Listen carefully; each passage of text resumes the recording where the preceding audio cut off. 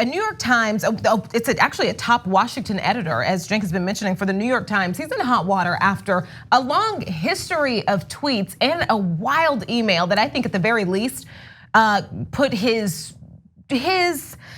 they would call his judgment into question. I think that's a good way to put it. We're talking about Jonathan Weisman, and the story actually went viral this week because of a letter, an email that he sent writer Roxane Gay. And I'm gonna show you that letter because you have to see it. But before we even get to the letter, I have to kind of break down and explain why we got to the letter. So just a little bit here. So it started when Weisman quote tweeted Justice Democrat announcement that Morgan Harper is running for Congress. What he wrote though was Justice Democrats has backed another primary challenger, this one seeking to unseat an African-American Democrat, Joyce Beatty, who represents Columbus. So Harper, a black woman, responded by saying, I am also black, Jonathan Weisman. And then you can see at the bottom, he replied to her with Justice Dem's endorsement included a photo. So a lot of people were taking this a lot of different ways. This was upsetting. I think you mentioned this on the show yesterday. And so this interaction led Roxane Gay to tweet this. Anytime you think you're unqualified for a job, remember that this guy telling a black woman she isn't black because he looked at a picture and can't see has one of the most prestigious jobs in America. Shoot your shot.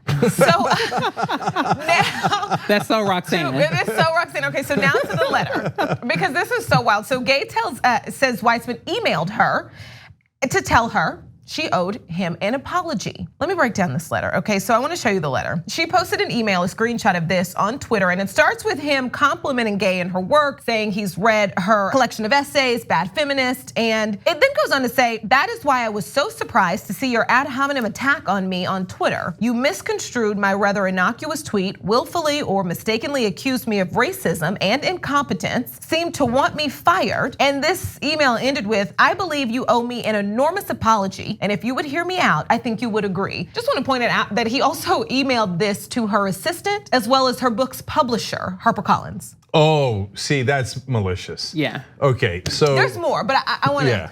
So you only sent it to her book publisher not because you want to have an honest conversation about it, because you'd like her fired and cause her financial damage, etc. Right?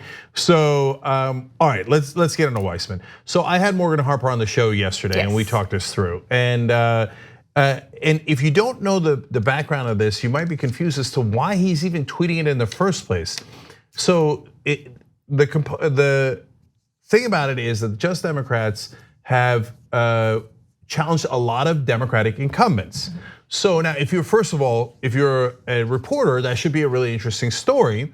And you say, okay, this group has won a lot of interesting races: AOC, Ayanna Pressley, Rashida Tlaib, Ilhan, Omar, etc.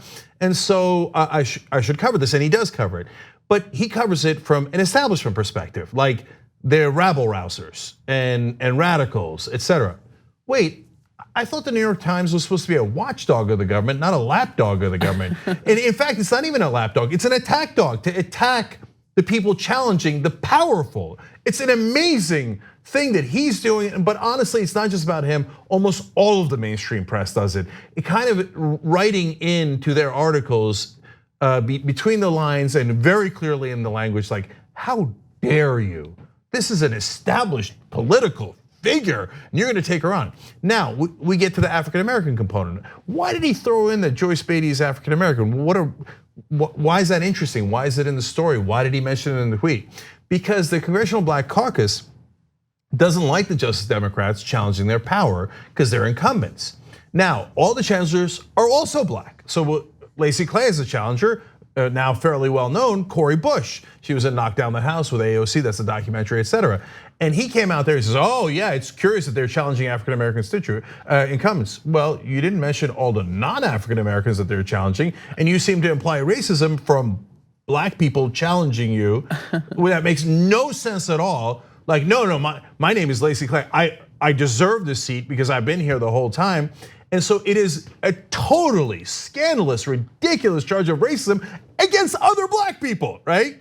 So now if you're a reporter, a real reporter, you would go, that's curious. Hey, Lacey Clay, what do you mean by that? And by the way, it's not the whole Congressional Black Caucus. You know who's in the Congressional Black Caucus? Ilhan Omar, right? And she says, no, I don't stand by that. That doesn't make any kind of sense. She's a Justice Democrat. So but he went further. He points out this propaganda that the incumbents and the powerful want to put out without giving the context that the challenger is also black. So why do you do that? I mean, if you say it's not racism, at a minimum, it is because you're trying to protect the powerful. And why on God's green earth are you doing that if you're a writer or a deputy editor for the New York Times? Yeah. Okay, I want to show you some more because there's so much here. After the last Democratic debate, the spokesperson for Justice Dems, Waleed Shahid, pushed back at Claire McCaskill's debate commentary. Remember, she said free stuff doesn't play well in the Midwest. So he tweeted, 1, Reps Rashida Tlaib and Ilhan Omar are from the Midwest. 2, Medicare and Social Security are both technically free stuff and they play well. So as you, for some reason, Weisman didn't like that tweet and decided to write this. Saying Representatives Rashida Tlaib and Ilhan Omar are from the Midwest is like saying Representative Lloyd Doggett is from Texas. And he is. Or Representative John Lewis is from the Deep South. Come on. As you can imagine, this did not go over well for so many reasons. So he ended up posting this a little bit after that. He said, early this morning, I tried to make a point about regional differences in politics between urban and rural areas. I deleted the tweets because I realized I did not adequately make my point. And real quick, I wanna go back even further because back in 2016, when Senator Chuck Schumer backed Minnesota AG Keith Ellison to lead the DNC, Weisman tweeted this. He wrote, defeated Dems could have tapped Rust Belt populist to head party. Instead, black Muslim progressive from Minneapolis. Okay, Ashlee Marie, I'm gonna let you get coming in for a second. But when he said could have tapped a Rust Belt populist, I was like, wait, is he talking about Keith Ellison? Because Keith Ellison is a massive populist and he's from the Midwest. That would perfectly describe Keith Ellison. But he's black, and so he's another. I don't know. I don't know. This was weird. Right. So then he turns around and goes, "But no, they backed the other guy." I'm like, "Wait, Ellison's the other guy?" And he said, "Because he's black and Muslim." Like, what are you talking about? Can we also talk about like John? And I have like a really big soft spot for Representative John Lewis. I feel like if he hadn't done so much of what he's done throughout his life, I wouldn't be sitting here. And so. His entire career, his history as an activist is about the Deep South. Atlanta, although it is where black people get to live and breathe a little freer in Georgia, is still very much so the Deep South. Like, what? I'm gonna jump in. Sorry, we're terrible. No, by all means. Okay. So look, so this is, I'm gonna give you his mindset because he genuinely, I'm positive, doesn't think he's a racist. That letter is genuine in that he's outraged, like, what, me, racist? I work for the New York Times. That letter is dripping with privilege. Yeah, and so he thinks, no, the Midwest is white people, and there's some smattering of black people, but they don't really count. He doesn't say that in his mind maliciously. He just thinks, yeah, I know what you're saying, but those are the urban areas. Urban is different, and the Midwest is actually the white people, the farmers and stuff. And the Deep South, yeah, of course, yes, there's black people who live there, but that's not the South we're talking about. So it's his assumptions more than like, I think, like vitriolic hatred that is conscious. He just assumes, well, white is the standard. Like the South is white, ignore all of the black people that live in the South, right? Atlanta is pretty much the capital of the South, but that doesn't count because it's urban. When we say South, we assume white people. When we say Midwest, we assume white people. But Jonathan, that's the problem. Right. You're disqualifying all other people and at a bare minimum, accidentally delegitimizing them. I wish I could say that I were surprised. Oh, yeah. Like even with the backdrop and the story around who we support, who we don't support, this region, that region, to me, he's just another more upper class, wealthy, hetero, cis white man in America who's just doing what they typically tend to do. So it doesn't, sometimes you just have to call a thing, and we've been seeing this even in like a lot of the candidates' interviews where they're just flat out asking like, do you think Trump is a racist? Do you think this person is a white supremacist? And I will say that first and foremost, you don't get to tell Black women what is racist and not racist, or you don't get to edit or reconstruct their narrative to benefit yourself. And I think that that's typically what happens when you do see Black people in politics or people who are religious minorities, is that, and we see this often in the Trump administration with Candace Owens and all of these like people who they use them as like mouthpieces and they're puppets to the propaganda. But when it comes down to it, we aren't really making the decisions that are going to benefit us and be in our best interest. So everything he was saying, it was almost like the teacher from Charlie Brown. It was like womp, womp, womp, womp, womp, womp. At the end of the day, you, sir, are a racist.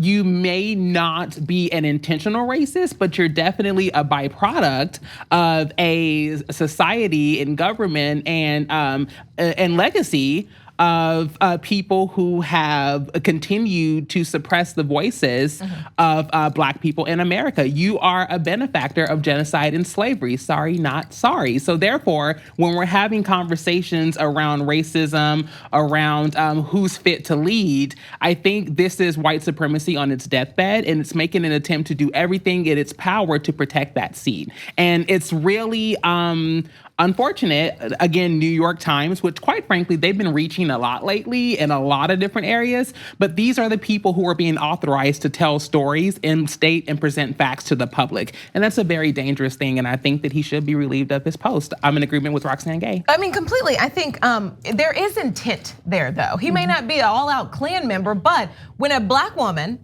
who you say you respect, you've read her work, you've studied her work, tells you that you did something racist, and you call her, you email her and her boss to tell her how wrong she is, instead of just at some point being willing to be like, listen, just real quietly, can you explain to me what I said? That wasn't my intent, but obviously I did something wrong.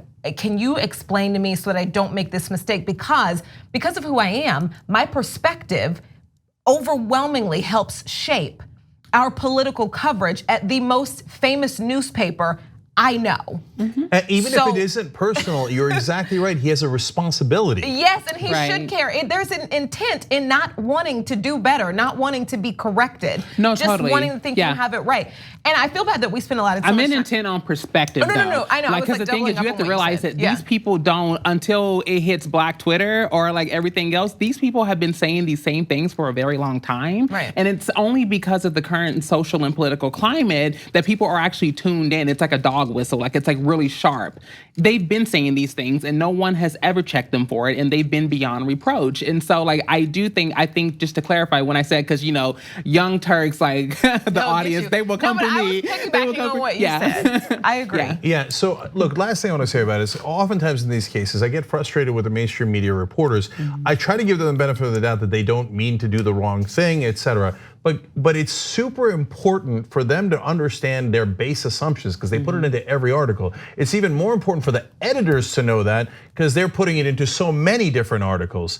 And in this case, last two things on it is that, look, when your assumption is that Black people in the South don't count and they don't count in the Midwest, and a Muslim Black person shouldn't run to be the head of the DNC, those are really dangerous assumptions. And no one, I think, would think, I hope not, would think that if a New York Times reporter wrote, now at a time when the Democrats could have picked a Rust Belt populist to be the leader in the Senate, they picked a New York Jew like Charles Schumer, right? People would be like, what, fire him immediately. Everybody would agree, immediately fire him, right?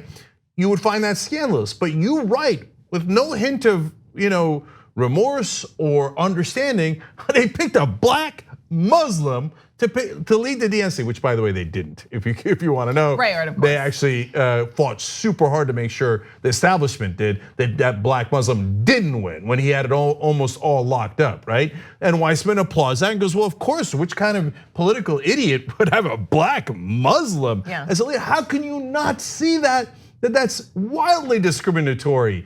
So and finally, in terms of almost equally bad is the status quo perspective and defending the status quo and the powerful at all turns, which the New York Times does over and over again. That is their base assumption, and it's a group think, and they don't even realize it. They're like, what do you mean we're biased? I thought we had a liberal bias. That's what Fox News has been telling me for 20 years, right?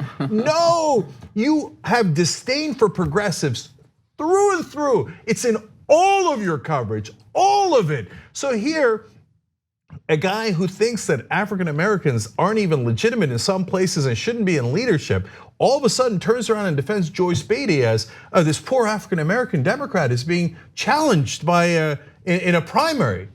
Wait, you didn't seem to care at any other time? Why did you care about this? Because the powerful must be protected. That's why independent news is so important. Independent news, I'm telling you, I've even shifted. I used to read New York Times all the time. Even there's been times where LA Times has been kind of questionable. I have found myself now tuning in to the Young Turks, obviously, and tuning in to some of these other independent news entities, because I think that we have to understand that when democracy is under attack, it's gonna come from every direction. It's gonna come through the front door, through the chimney, the back door, and the side windows. And right now we're seeing it come through the way that we receive our news. Okay, one more thing. This narrative, it has to stop, because I think that it also comes from people who say they're on our side, people who are Democrats and people who consider themselves allied. This narrative that, like, using middle Americans as a euphemism for white people. I'm from Oklahoma, you're from Kentucky.